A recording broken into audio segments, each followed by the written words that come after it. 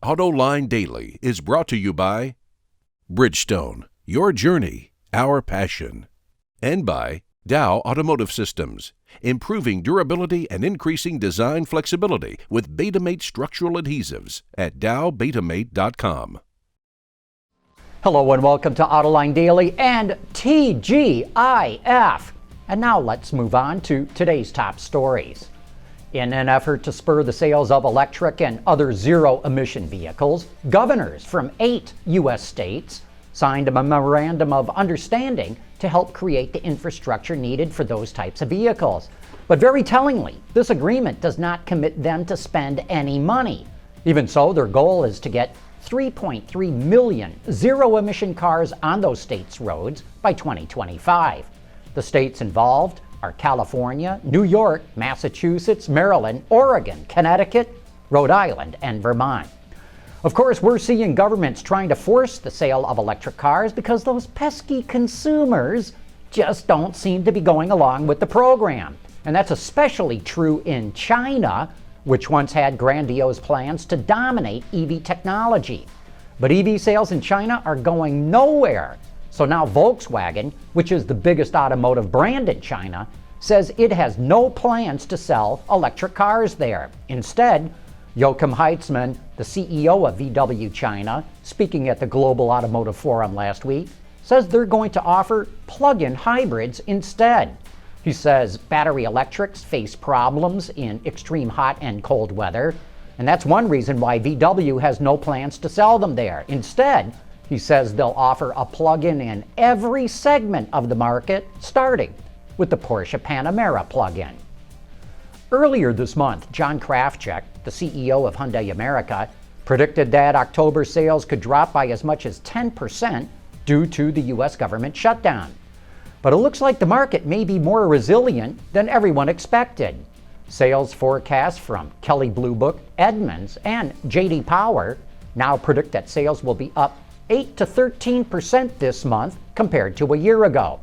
Car sales are expected to total over 1.2 million units in October, which translates into a SAAR of around 15.4 million.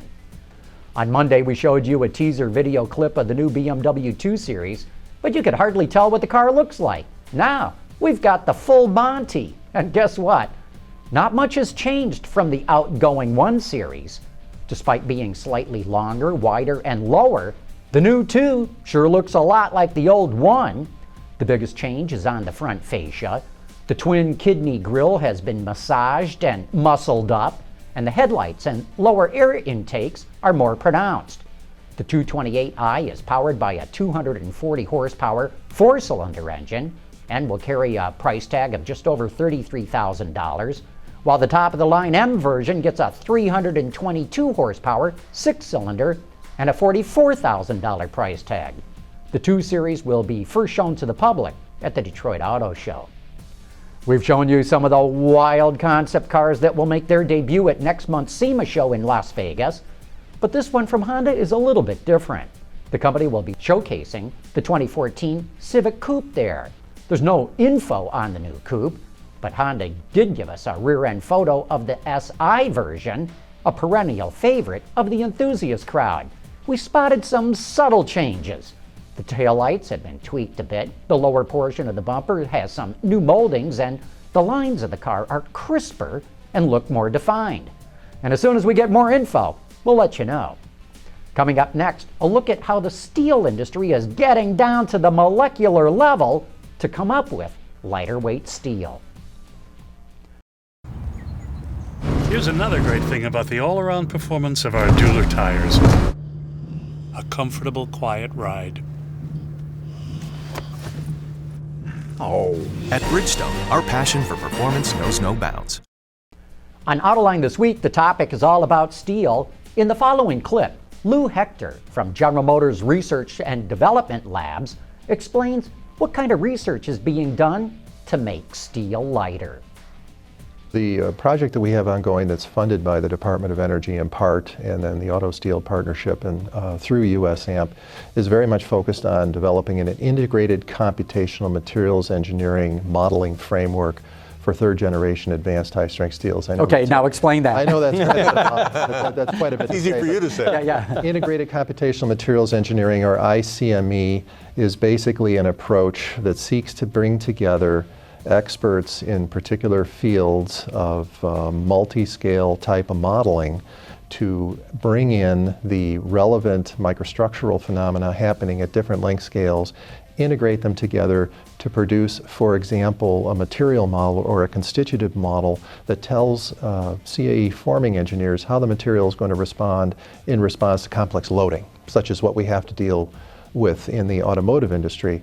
But it also seeks to do one other thing. It also seeks to try to assist in the development of the material itself through better modeling technologies, such that the materials are targeted towards certain performance objectives that I think are extremely important for the automotive industry. So in the course of working on this project, what we have essentially done is we've assembled experts from 5 different universities. We have experts from the steel companies working with us, all contributing to try to develop this fairly complicated modeling framework that grasps the fundamental physics, mechanics, chemistry, and material science of what's going on in these advanced high-strength steels, and try to bring that to the point where CAE forming engineers and automotive engineers in general can actually use to make predictions and then ultimately understand how to use these materials. So you're really simulating how not only the steel is made, but how it gets stamped out and welded and everything? We're actually not simulating what I call primary processing, which deals with really how the steel is made. We're the end users of the product. We're not really into how the steel is made, at least not anymore. What we really do is we receive the materials and then we figure out how to use them in our automobiles. So it's at that stage where we receive the materials, in general a wrought product. We have to figure out how it's going to respond. Can we use it? Can it meet our lightweighting objectives to meet the future CAFE standards, et cetera? Also joining me for that show is Terry Cullum from the Auto Steel Partnership and Ron Krupitzer from the Steel Market Development Institute. And of course, you can watch that entire show right now on our website at Autoline.tv. But that wraps up this week's worth of shows. Have a great weekend, and please join us again here on Monday.